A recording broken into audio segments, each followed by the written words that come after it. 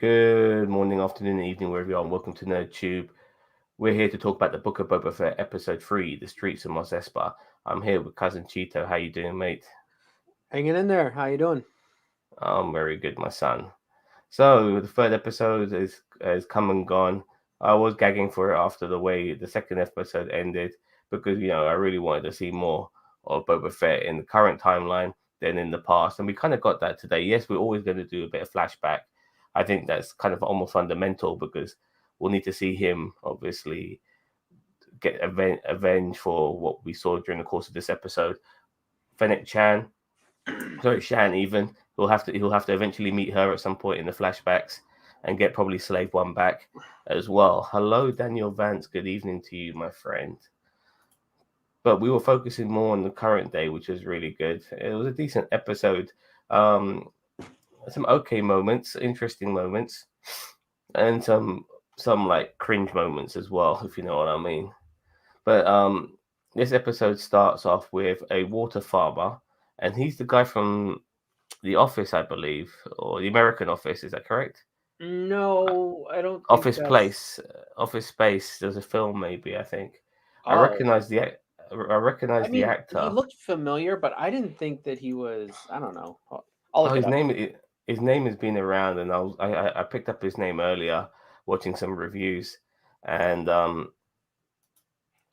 and then his name just escaped my mind. But nevertheless, this particular person is basically using his words to convey his problems and make it seem like The Fett's problems.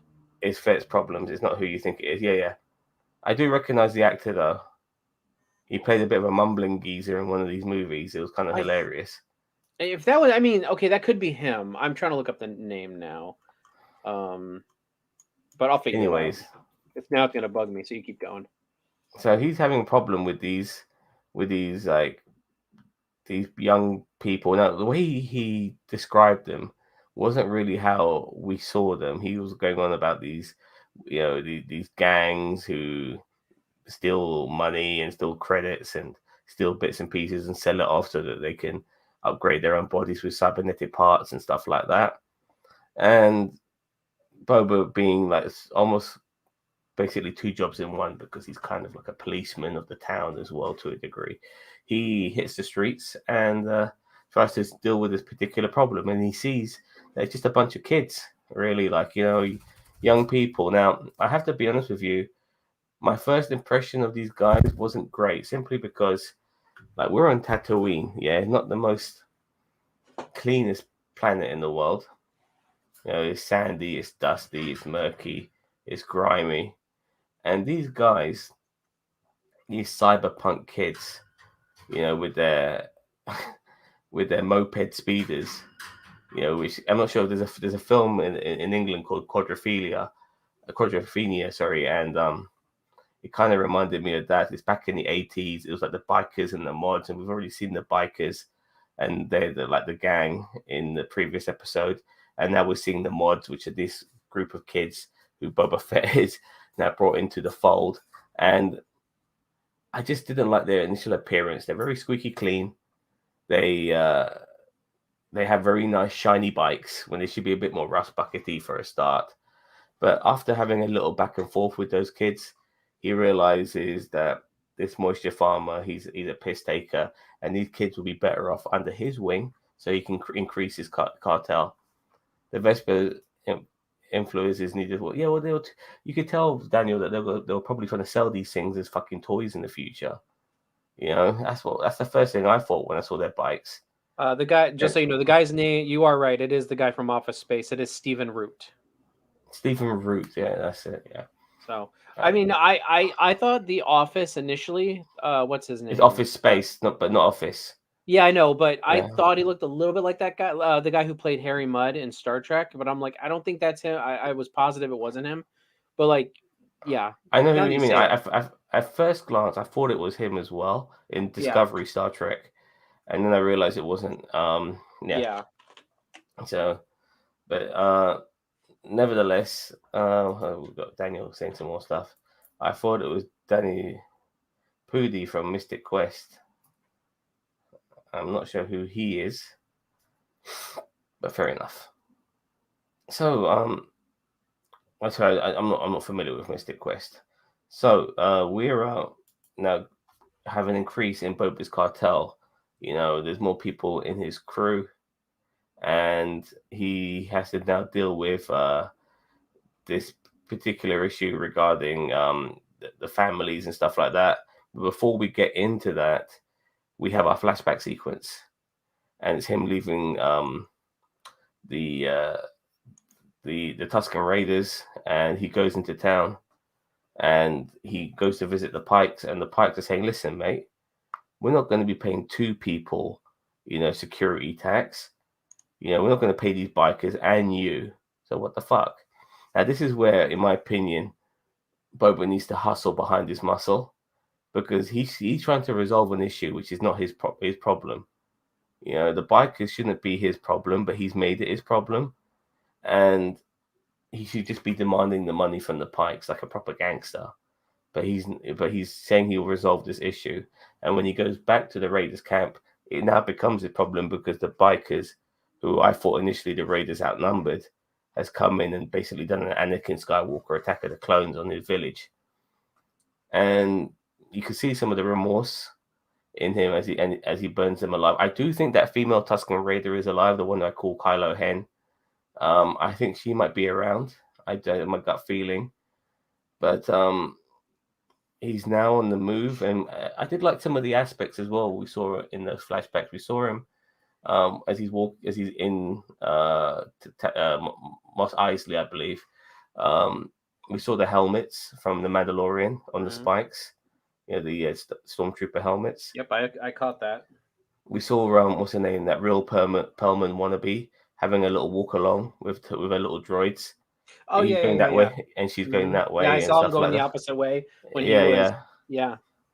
So little things like that. So yeah, as I said earlier, like the crossover now with the Mandalorian is coming, but it's like, how many? Like, we're talking about several years have passed already.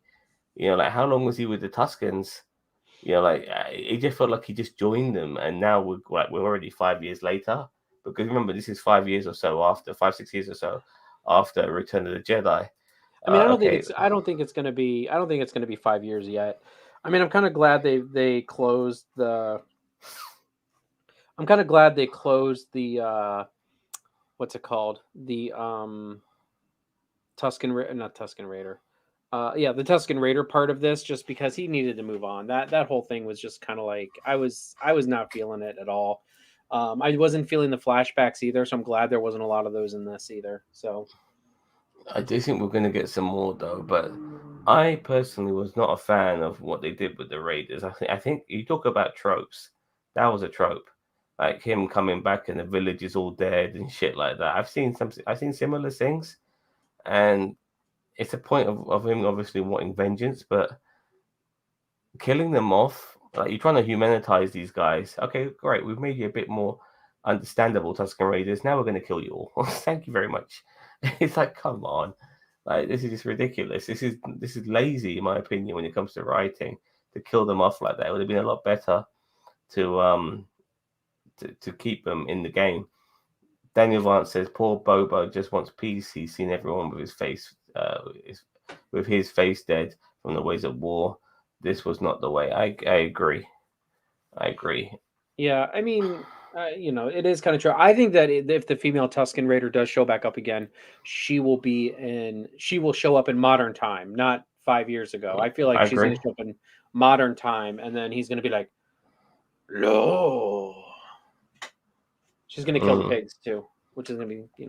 I'm actually starting to be sympathetic to the pigs a little bit. I'm going to The talk about them in a second, but Yeah, okay, well keep going. I'm just saying, like in general, no, I'm actually starting to like yeah, them. the Gamorreans. Hmm. But we have, like, obviously now with him with a vengeance thing. So like I said earlier, he'll need to get a vengeance against those bikers. He'll probably get Fennec Shan on board to help him, and he'll need to get Slave One back before he goes hunting for his armor. So I expect all of that to get wrapped up at some particular point. Also, maybe he sees Cobb Vance with his armor on as well, and maybe he'll see the Mandalorian too from a distance, from his point of view, so to speak. You know, that'll be pretty cool as well if we get all of that. All right, so dream sequence is over, and he wakes up with a bang. All that precious water coming flying out the back to tank, and this is where it becomes absolutely crazy. This is probably the best part of the episode, in my opinion. Yeah. Black I had Chrysanthemum. one issue with it, and when we Yeah. get to it, I'll talk. But I mean, no, that was a great part of the episode. I really liked it. Well, maybe I'm bringing up this issue now. Like Black Chrysanthemum, he's got knuckle dusters on, these electrical knuckle dusters, and he punches Boba Fett square in the face. He should be almost decapitated. We were talking about the strength of a fucking A Wookiee as well. Wookiee, Yeah, right? yeah, a Wookiee with knuckle dusters, Right? electrical knuckle dusters, and you telling me he's still got a jaw? Like, and he wasn't there to bring in the bounty. He was there to assassinate Boba Fett. If he was smart, I'm not saying he's not smart, but he could have tried to drown Boba Fett in the back to tank. That would have probably been a more quicker, quieter way of doing things. I don't know if he would have been able to get to him unless he can turn down the oxygen from the outside. Exactly, but No, my big thing is, why did it take so long for people to get there? Like, I understand in the beginning, but like that dude, like Wookiees are not quiet. Like, he was making a lot of noise, and Fennec Chan didn't even show up until they got to the palace room. Like, unless they're sleeping really far away and they couldn't hear anything.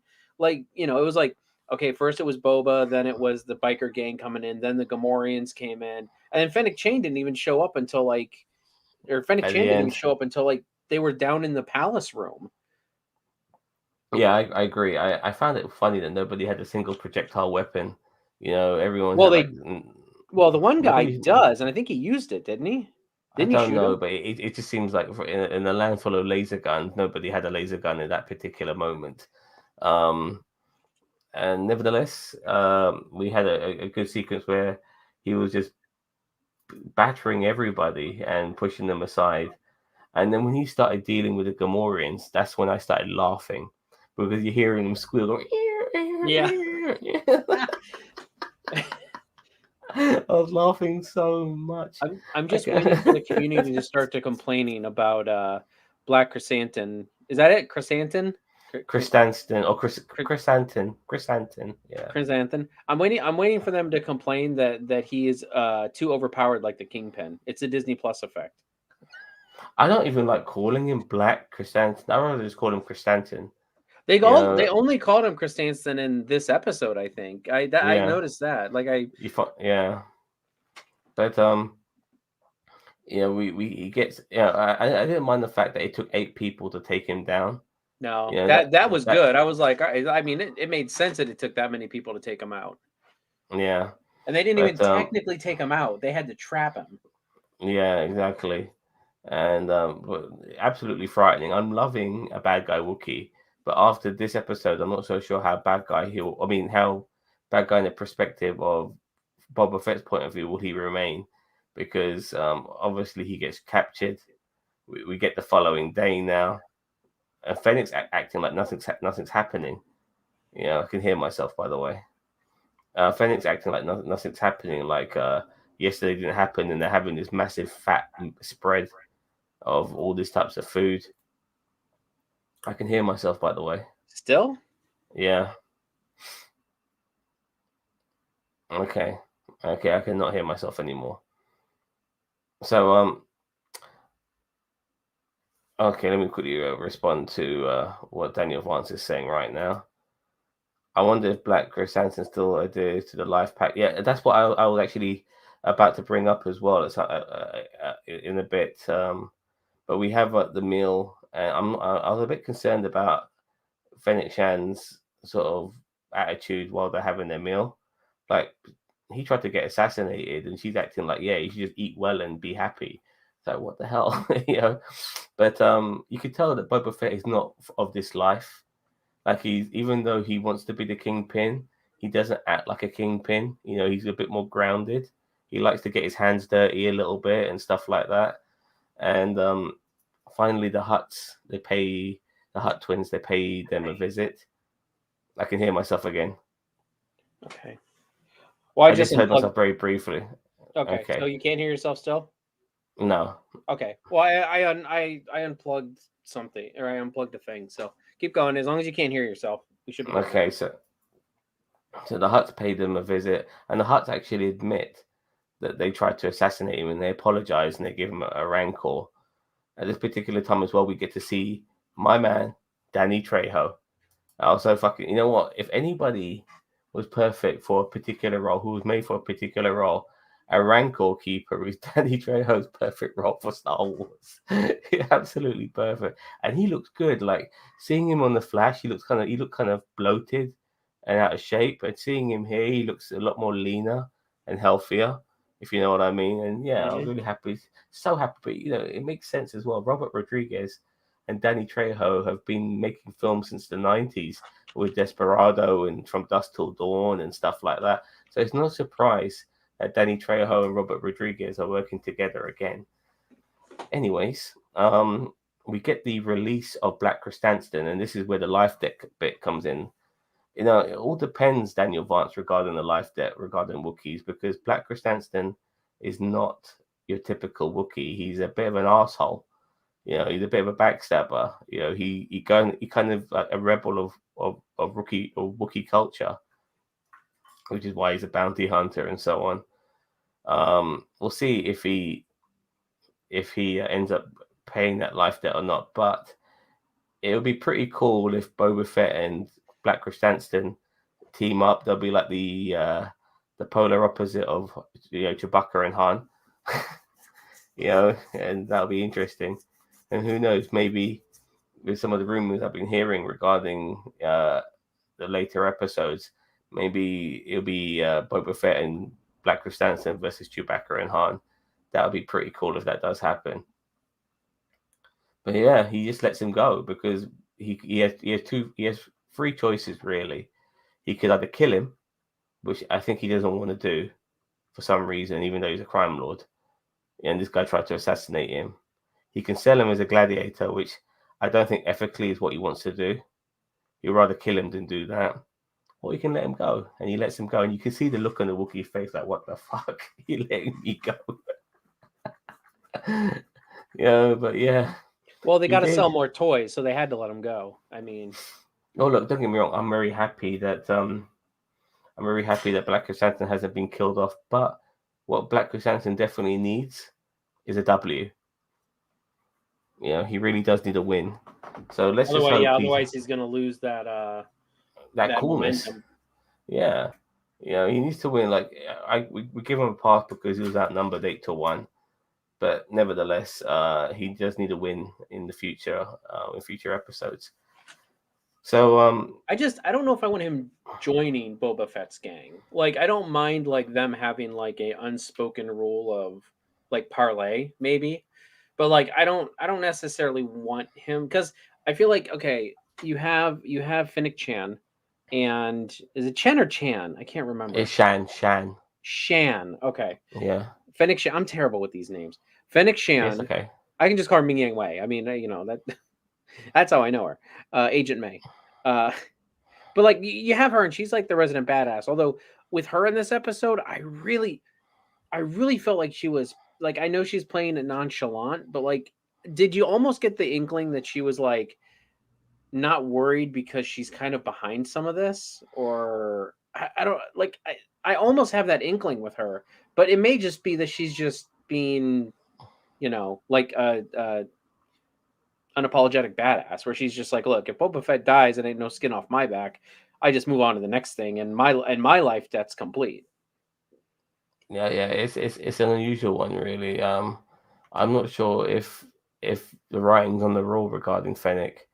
Boba initially has not like felt like what the hell's going on with you, Fennec. He hasn't had that sort of vibe about her, but it's hard not to be having that vibe about her ourselves. She was the last one to come in to help Boba when Black Mm-hmm. Chrysanthemum came in, and she seems a bit too relaxed when they were at the dining table when she should have been a lot more on the ball, so to speak, considering Boba was being assassinated.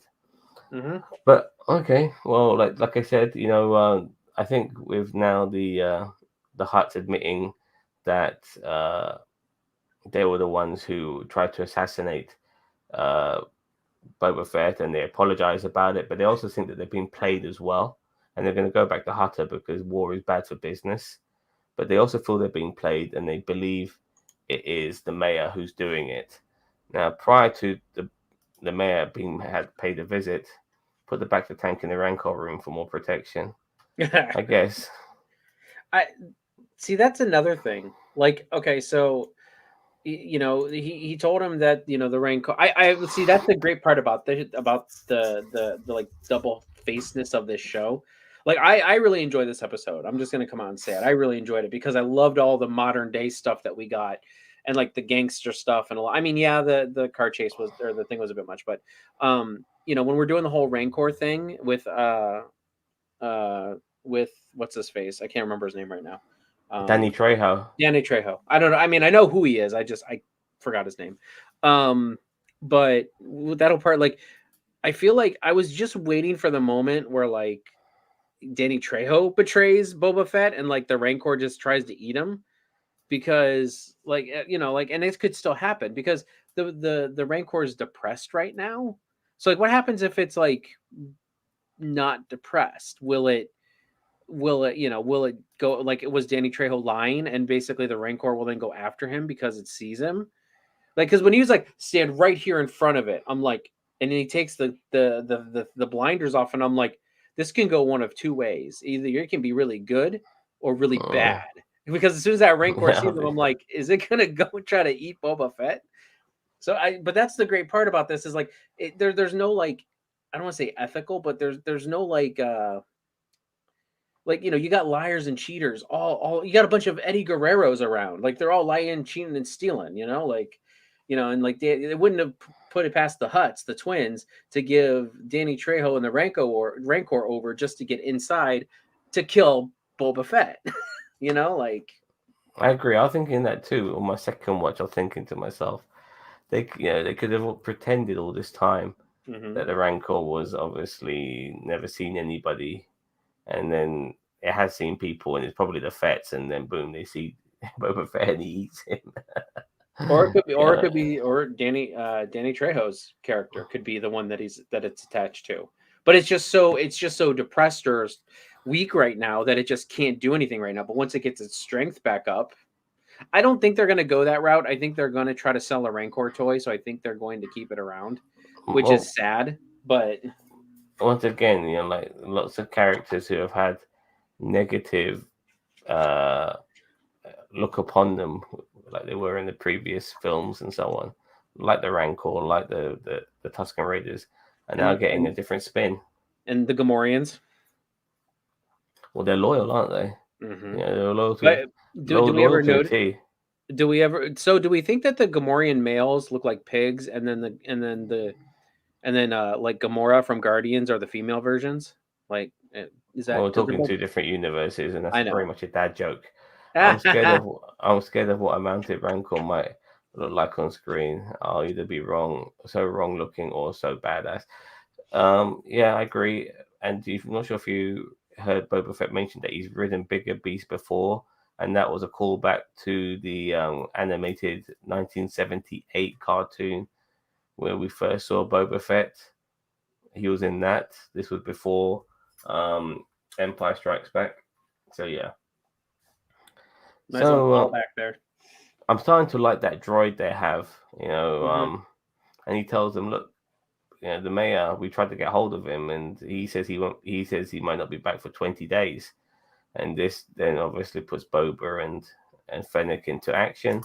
They go pay the mayor a visit, and the vice is it the viceroy? Is that the name of the Twi'lek? I don't think his name's the Viceroy. I just think he's like the assistant to the mayor. No, but is that his title, the viceroy? I don't know, honestly. I can go look, but Well, this Twi'lek, he's he sees them. He runs. He hides. He locks the door. Gives them a slip, and then we have probably the slowest chase sequence I've ever seen in my entire life. We have a speeder and speed. We have a car speeder and bike speeder. That's the only way I could describe them because they're both known as speeders. Um, going through the streets of Tatooine at probably 5-6 miles per hour, real tense stuff.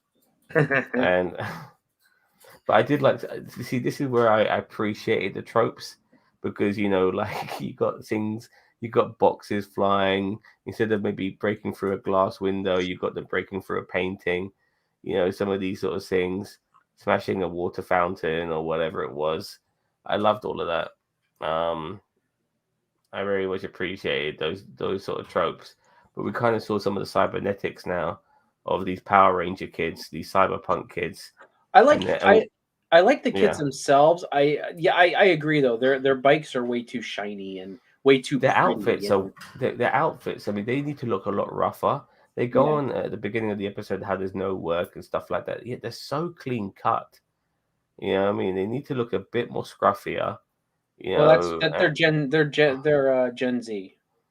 They're Gen Z bikers. I don't. No, no, no, no. I am not buying that. I'm not buying that at all. They live on Tatooine. They need to be a bit more dustier, a bit more dirtier. I'm fine with their mods looking pretty cool, but their overall appearance is just too clean cut. And their motorbikes or their speeders or their moped bikes, whatever you want to call them, that quadrophilia shit is just it's just unbelievably shiny. Like, do they fucking clean those things every day? And it's amazing how they all got a different colored one. One's green, one's blue, one yellow, one red. Like convenient. But yeah, we have this terrible sequence um, on the streets of Mos Espa, and eventually they grab this Twi'lek, and the Twi'lek spills the beans. And well, if you've seen Quadrophilia, they have loads of side mirrors, dude. It's just where these mopeds, like they're covered in them. And I do feel it's paying a homage to that movie. Um, So yeah, we finally we catch up with them. He mentions that the mayor, who is possibly the bad guy of this season, is now with the Pike Syndicate, and this is going to be interesting now because we have the Pike Syndicate as an issue in the flashbacks, and now the Pike Syndicate seems to be an issue in the modern day. There will definitely be a connection there somewhere between both these storylines. Well, they got to do the Arrow connection. So that's what they always did Yeah, in the Arrow TV show. They would always connect what was going on in the past to the future. yeah, it's gonna be interesting to see. Like, I have a feeling because I have a feeling like whatever Boba does in the past, he kind of eradicates the Pikes or tells them to leave Tatooine or something along those lines. And now they're back. I mean, I have a feeling regarding the flashbacks. But yeah, they're back, and they've got at least a dozen people with them. There's a small army of Pikes. So it'll be interesting to see where we go with them in the future. Not counting out the Huts, they could still be double crosses in all of this. Um, we're still waiting for that episode where we saw Boba and a bunch of crime lords sitting around the dining table. That Hmm. episode still hasn't popped up yet. I thought it would pop up in this one, but not I'm yet. I'm pretty. I mean, I don't want to put my neck out there, but I'm pretty sure it's might be in the last episode, like the beginning of the last episode, where he's like, "If I take out the Pikes, there will be yada yada for all of us," and then that's like the episode where like the final confrontation between the the Fett Syndicate, and that's what I'm going to call it, the Fett Syndicate and the Pike Syndicate kind of comes to a head. I don't know. I mean, that is a possibility, but I just hope it doesn't happen. Whatever's happened in the trailers, I want that to be shown as early as possible. So I'm not waiting for it to happen later on, if you know what I mean. And I feel that's all that's left now from the trailers is that particular scene. So we have Daniel Vance with some more things to say. He says, I couldn't help but wonder if the spider at the beginning wasn't foreshadowing more. The spider? Oh no, the spider. You know what those spider things are, don't you, Daniel? And you probably do, in case I'm informing you and you are aware. But apparently, these monks they have their brains removed, and they put them in these sort of spider droids, and they walk around like that around Tatooine with their brains and these spider droids. I know it's a bit weird, but regarding Maul, well, Maul is dead. Um, so there's no Maul. I wouldn't want Maul to come back in any capacity. Ben Kenobi killed him, and he needs to stay like that. Now I Are you think this talking about in episode 1? Or are you talking about in Clone Wars? Clone Wars. Oh Or no, Rebels. Rebels? Yeah, it was Rebels. You're right. Yeah. So he's dead, as far as I'm concerned, and we're now going to. What people are talking about is it could be Kira, the girl who played Han Solo's ex in Solo, the girl from Game of Thrones. Mm-hmm. It could be Kira. Emily something. I can't remember her name. I'm not sure if it's Emily, but Emilia Clarke. That's it. Emilia Clarke. Yeah, that's her name. Yeah.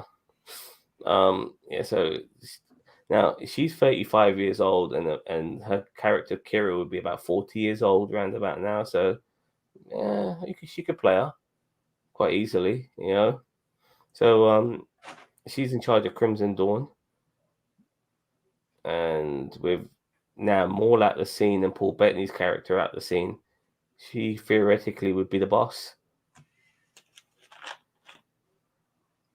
So gangs are gonna gang. But then this is what makes things so interesting now with regarding the Han Solo speculation that he'll be in the show, because he obviously, even though he's very happy now, and probably obviously he is very happy, settled with Leia, but there is a connection there. There's somebody he knows there in Kira, so it'll be interesting to see how they can do that. Maul's top half later had a spider body. He had no knowledge of who he was. I'm sorry. I mean, is that extended canon, or I don't remember that from? I mean, don't get me wrong. I haven't watched like Clone Wars and Rebels in their entirety, but I've seen a lot of the Maul stuff. Hello, Block. Hello, Block. No, I don't want Han Solo to show up in this, even if it is the. I mean, I don't care if they bring Harrison Ford or the young Han Solo or Jamie Costa. Well, maybe Jamie Costa in here. That'd be nice, but I don't want Han Solo to show up. I don't mind if Emilia Clarke's character shows up, because that would be a nice tie-in to Solo. But I don't want it to become the Han Solo show. Like, I just don't need that. I don't. No, but I think they want to do a similar payoff like they did with Mandalorian season 2 with Luke Skywalker. Well, I know that Tamara Morrison almost spoiled a big surprise that they have coming at the end of this show. So apparently, I've been keeping away from some of that, but some speculation, unfortunately, has slipped through. And I haven't read anything. All I saw was that Ming-Na Wen had to stop Tamara Morrison from spoiling the end of Mandalorian or Boba Fett. So, Tamara Morrison's going to be the Star Wars version of Tom Holland and Mark Ruffalo. Yeah, for sure. So, but yeah, I'm very much now looking forward to episode 4, seeing where we go with this. We're pretty much after episode 4, we're pretty much halfway through the show. Is there 8 or 7 episodes? 7. 7, yeah. Yes, this is our friend, the Block. If Revolution you smell Media what the Block is cooking. Yeah. So, what did you think of this episode overall? I really liked it. They fixed a lot of the problems that that I've been talking about the past 2 episodes, which you know of. The only real downfall that I saw in this episode was the motorcycle chase. It was kind of lame. Like I it's not that I wanted it to be better. I just didn't really want it. Like, I wouldn't have minded if like it was like much shorter. Like, they can do a chase and that's fine. But if you're gonna make it like this slow burn through the streets of Mos Espa, like, just make it a short chase. Like, you don't need all this stuff and going up and no. Just make them go around a couple buildings, catch up to him, and then crash him in. And it's like a minute and a half chase scene, really. Not even that much. I would have liked it. like to see a bit more of the tricks these cybernetic kids have. Yeah, You I know, agree. like, and maybe like we could have had a similar parkour scene. He could have had a couple of guards with him as well, like a little bit of a street fight, a little bit of a street shootout, something like that. You know, Yeah, maybe a couple of maybe a couple of innocent people getting killed in the process. You know, because that's the price of being a mob boss. yeah. It affects regular people.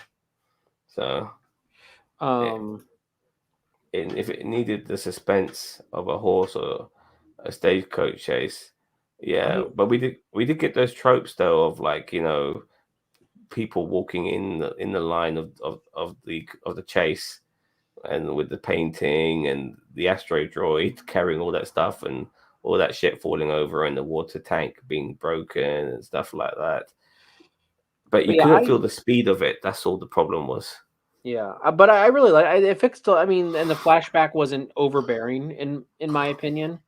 Like, and that's how I like it. Stop it, Sam. I'm sorry, it's very late at night here.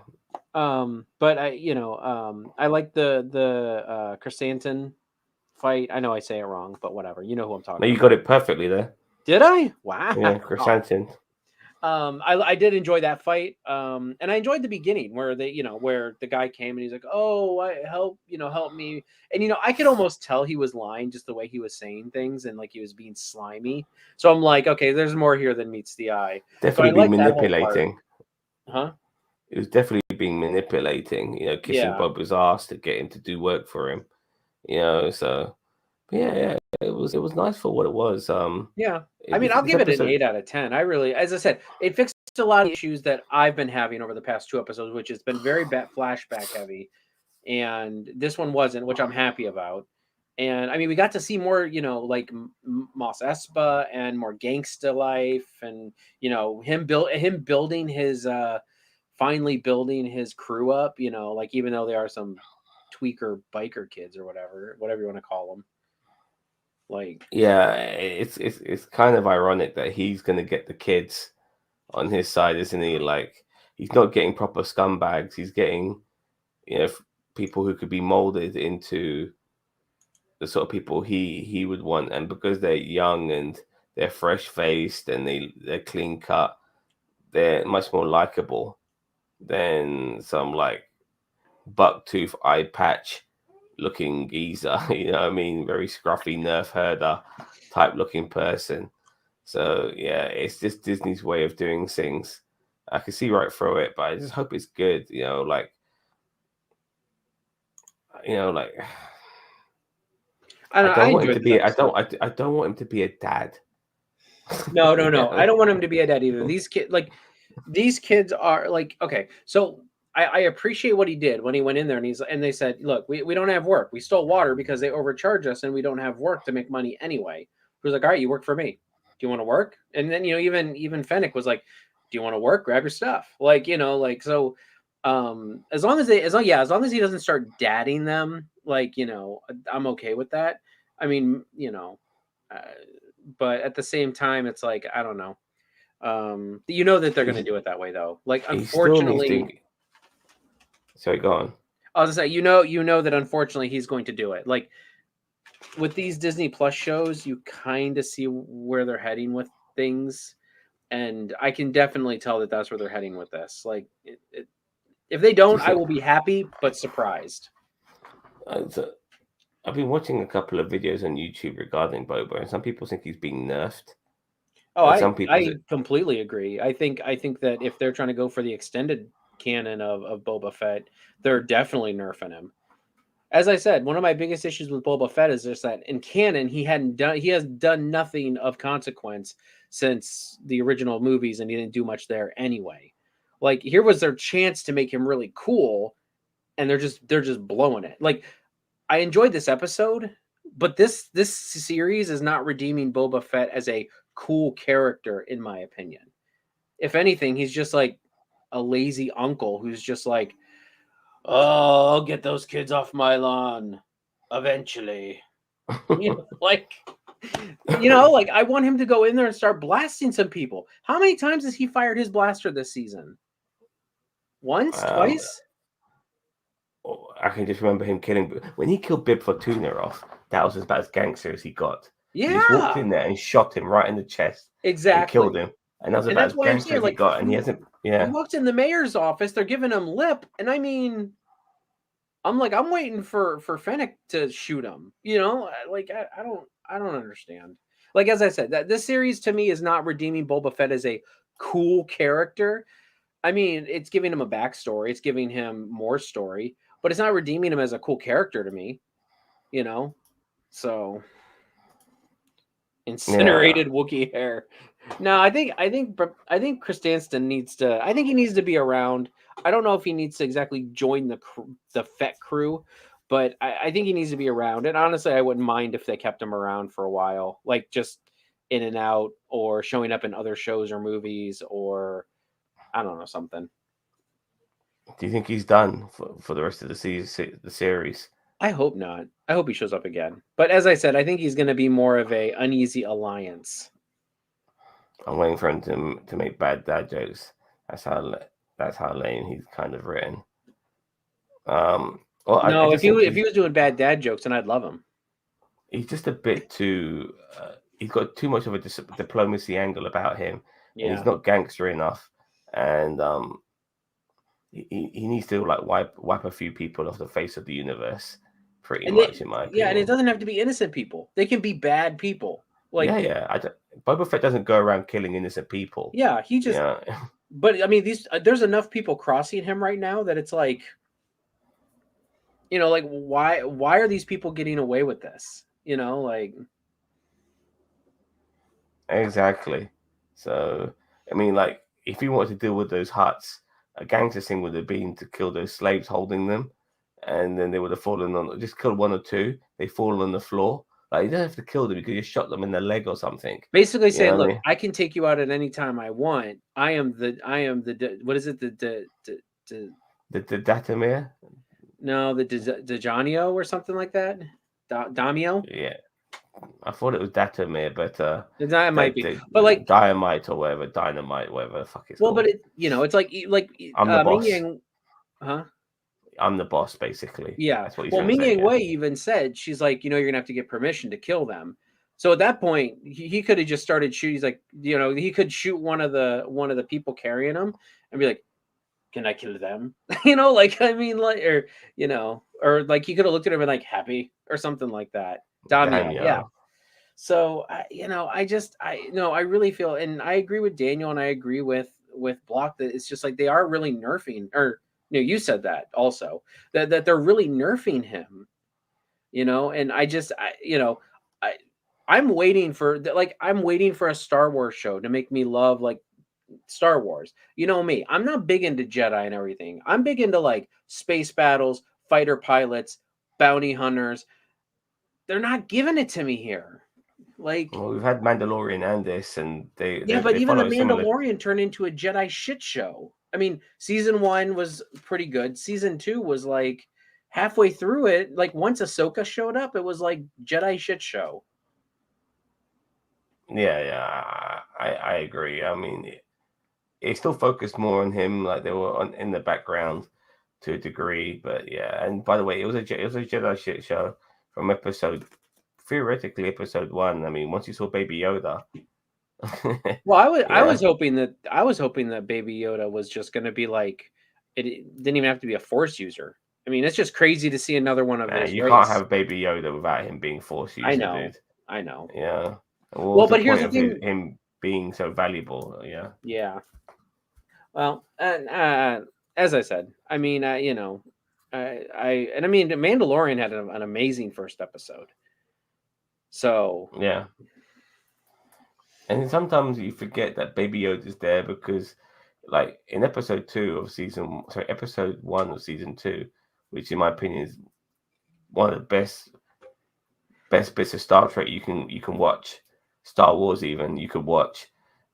Um, I think so far of all the television, all the stuff they've shown, Mandalorian and Boba Fett and whatever may come out in the future, that episode is some of the best Star Wars I've ever seen.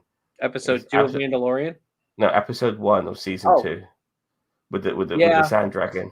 Yeah, It was that like was almost an really, yeah, hour, no, that was almost almost an movie hour long. worthy. Yeah, that was almost movie worthy. That was fantastic, absolutely fantastic. It was almost an hour long, and that's another thing as well. Like, I'm really having an issue with these different length episodes. Like the first episode was under 40 minutes. Next episode was over 50 minutes. Next episode is now under. This episode was under 40 minutes again. Like, keep a consistent length. In I my don't need a opinion. consistent length, but I feel like the reason why that is because like they probably could have padded it with more flashback stuff, but this like last week the major like a lot of that extra content was flashback. So that's why I'm Hmm. glad like this week I'm like okay, it's less of an episode, but I got more out of it than I did in the previous week in last week's episode that was 52 minutes. So, I'm happy with what I got this week in regards to present day storytelling, even like, learning more about Mos Espa and everything like that. Seeing Black Krrsantan in action, like actual action, and just all this. You actually got to learn a little bit about the city setup of Mos Espa, like because they were talking about the different zones and stuff like that, and Hmm. they were actually giving us a lot of information on The the three world, families. yeah, and the world that we're living in right now on Tatooine. Like so, I took a lot away from this episode, uh, like regarding like the lore and where we're at in the show and where Boba Fett's at in this whole scheme of things, and what's going on with the huts and everything. So that I'm very happy with. Yeah, fair enough. I've been happy with the show as well to a degree. I don't think it's as perfect, but then again, I know who's in charge, and it's Disney. So, if I don't Disney's know going to what be in it is charge, with Disney and Star Wars. They just can't get it right. well, unfortunately, Disney is its own worst enemy when it comes to things like when it comes to being a non-kiddie product. They just can't do it. They can't get themselves to do it. Well, they can't They, commit. They've always got that little family bug in there that's like, but profits would be so much higher if you made this like if you knocked it down to PG-13 and it's a family show. Like, look how much money Deadpool made. Like, and it was rated R, and it still made a lot of money. Not Avengers Endgame level money, but a lot of money for an rated R movie. So I just don't know why they well, don't commit. like just to go away from movies, like I'm not. I know you're not head and shoulders for the boys, but that show is very, very popular, extremely popular, and it's R-rated beyond belief. You It's know, it is, and honestly, it's very well produced and the violence and stuff. Like, I'm not saying anything bad about the boys. It's not I'm not excited about it just because it's another evil Justice League to me. But I can see the production value and the writing and all this other stuff that goes into it is very excellent. yeah, exactly. But you can see even regardless of how you personally feel, you can understand that it has a massive following, Hmm. and people are really invested in it, Hmm. and it's very popular, and it's now on its third season. And it's Yeah, well there is deserved too, in my Ti- opinion. Titans is not a kid show either, and yeah, it's about the bloody the more kiddie-ish elements of superheroes who are all grown up now, and that that's got effing and jeffing, that's got nudity, sex scenes, all of that. Popular show. It's in its first season. It's going to have a fourth season. You know, there is a place out there. Game of Thrones as well, one of the most popular shows on HBO. It could have gone on for 10 seasons if the idiots who wrote it didn't want to jump onto Star Wars and ended up not doing Star Wars and ended up ruining Game of Thrones. There is a place for R-rated stuff. Hmm. So the fact that Disney hasn't got the balls to do it is very upsetting. It It's really is. especially with the fact that this character right here, Boba Fett, this character is not exactly that cool to kids nowadays. This character is cool to people that are our age who had the original trilogy. So like this is the perfect show to go all in hard R. Like this is because we as adults are watching it. Like I Hmm. don't think my kids don't care that much about Boba Fett. Like like the kiddies don't care. There are other cool characters that they have from the new Star Wars and even the prequels. Boba Fett is a product of the original trilogy, where a lot of people that really actually care about this character are like in their 30s and 40s and 50s. and 50s, depending on how old you I were when they. Let me tell you this: I don't have a massive love for Boba Fett before he became a more prominent character like he is now. At the same time, I never had an issue with him either. I never had disdain for him. I was kind of surprised that there was so much love for this guy who did fuck all. Mhm. But in a way, it's very good that the fandom, in its way, kind of expanded on extra additional characters and not just the initial few that we're all familiar with. So it's good in that particular sense. Star Wars is bigger than Luke Skywalker and his extended family and friends. So I'm very happy that we are getting to see other characters, other people, and stuff like that. So yeah, long that may continue. It's just a shame that it's under Disney, because if this was Netflix, my God, this would be like you see the Punisher, Yeah, yeah, like Boba Fett you would see be Daredevil. drilling into people's feet. It'd be a lot more dialogue heavy. It'd be a lot more dialogue heavy for sure. But when it had to go there, it would go there. You know what I mean? It would really go there. And unfortunately, we're not going there with this. We're getting teases, but it just doesn't cross that line. You Yeah, know, no. Black Chrysanthemum should have killed somebody in that fight. And I agree. Like, I didn't want him to kill anybody, but I felt like one of the Gamorreans probably was going to go, like, should have gone. You know what I mean? Like, I don't want them to go, but I feel like one of them probably should have gone in that fight. Because Black Chrysanthemum just does now. He just looks like he fought 8 people and 8 people survived. Like, what does that look like? You know what I mean? Like, for this character. Yeah, nobody got even if nobody died, somebody should have got battered. You Yeah, know what I mean? And maybe Boba should have been the one who got battered. Like I said, he took some serious damage. He was almost crushed to death. He took a right hand with a knuckle duster in his face, dude, he got and flung across the room like 4 times. yeah, I and mean, he got kingpinned. yeah, I think I think what people are going to say is that he was still receiving the sort of healing from the Bacta tank, which is possibly what helped him. Oh, I mean, that's and the he was healing as he was getting hurt. Yeah, okay, I guess. I don't know. I don't know. I'm I trying mean, to it's a good theory, but yeah. I'm trying to make sense of the stupidity, but man, yeah, I would love. I'm loving Black Chrysanthemum. I just want some more of this character. So I can't wait to see him again in future content. So, do you think he'll show right. up in Boba? You think he'll show up in Obi-Wan? When does Obi-Wan take place? It It's takes. like just before A New Hope or right after Revenge of the Sith, or like that whole period I don't between the two know, movies. but I don't know, but in the comic books, Black Chrysanthemum is there to take on the last family. He's been hired by Jabba the Hutt to pay for them to pay a water tax, but they're moist farmers, and he's fucking over Owen Last, and then Obi-Wan comes to the rescue and he fucks him over. But I he pulls mean, out his lightsaber at one point, so Black Chrysanthemum knows that he's a Jedi.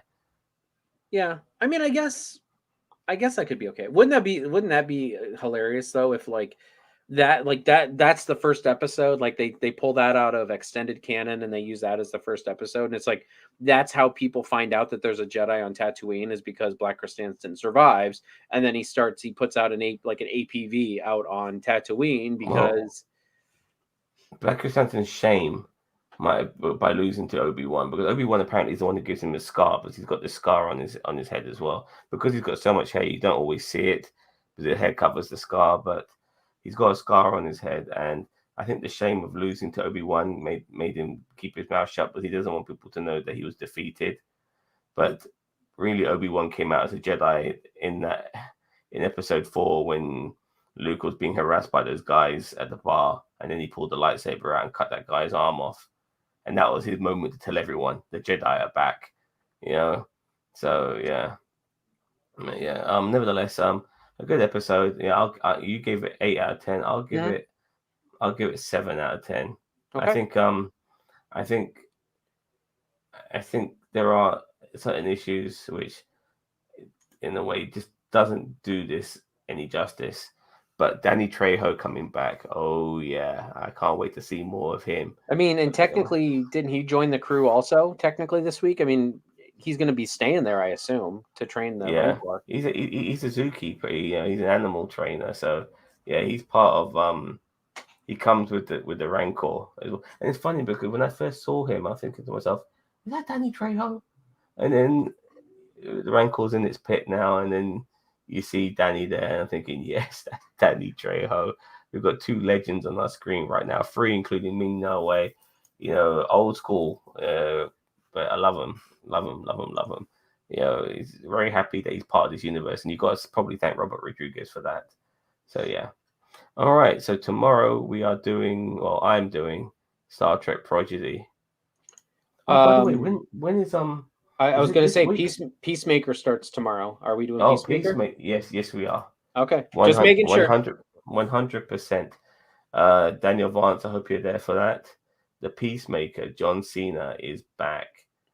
And remember, John Cena and The Rock are now in the same cinematic universe.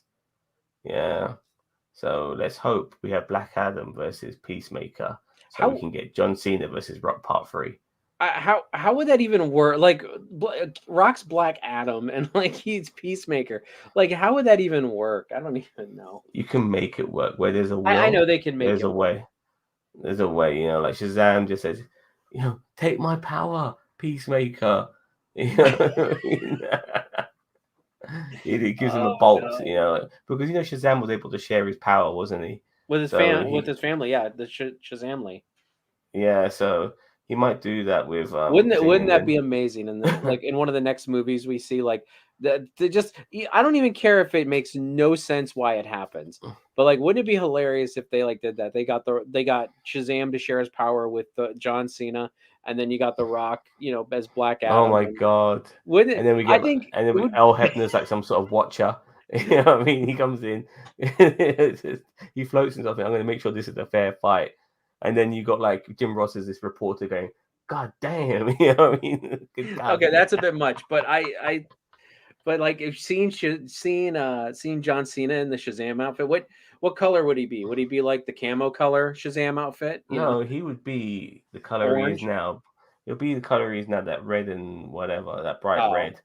yeah. But it'll be a bit more Shazamified, but you'll still recognize it as it'll be a hybrid of that. But I really want that to happen, but I doubt it will. I doubt it will, but you can only dream. But yeah, Peacemaker's on tomorrow. I'm really happy about that. I'm really happy about that. I want to see I'm John really Cena hoping. underwear. That's what more John Cena underwear. I just want John Cena to knock it out of the park. Like this is his baby. This is his moment now to prove. He's done some stupid WWE movies, and he's been when it comes to the more prominent Hollywood stuff, he's played second fiddle as a supporting role. So this is his moment now to be the lead. And I've always said that if you want a heel John Cena, you'll get it in the movies. You'll get it in television shows. This is about as bad guy John Cena as you can get, in the world today. Because in the WWE, he'll always be a goody two shoes. But at least in Hollywood, he's heel at times, which is nice to know. And I love it. He's a good bad guy. Oh He's yeah, a good. I've He always plays a liked good John Cena arsehole. as a bad guy. But you appreciate it more when he does it because he's good at it, and he's really good at playing assholes. Not necessarily bad guys, but he's really good at playing assholes. And with his physique and his appearance, he can pull that off very easily. He's a natural entertainer. The guy is very good at it, and I'm very very happy for him with the show. I'm really keeping my fingers crossed. James Gunn is behind this. I'm really hoping Cena, please let this be good. Please let this be good. You're pretty good. You're one of the best things about the Suicide Squad, in my opinion. Would you say that? Yeah, he was definitely one of the major good things about this. I mean, but in my opinion, like the Suicide Squad, not to get on a tangent, but in my opinion, that movie had a lot going for it with a lot of good actors and a lot of good things coming together at the right time. So I I mean, think John Cena Polka was Dot definitely Man one of was the those main. things. Though. Polka Dot Man for me kind of stole the show, and so did King Shark. But to be But I surrounded by, also I really yeah, liked Idris Alba, and Harley Quinn was the Harley one Quinn. that I was. Yeah, she was the one I was a little disappointed with because Harley Quinn was just Harley Quinn and she did her own thing. So, but anyway, but yeah, Yeah. Peacemaker, I'm So excited for that.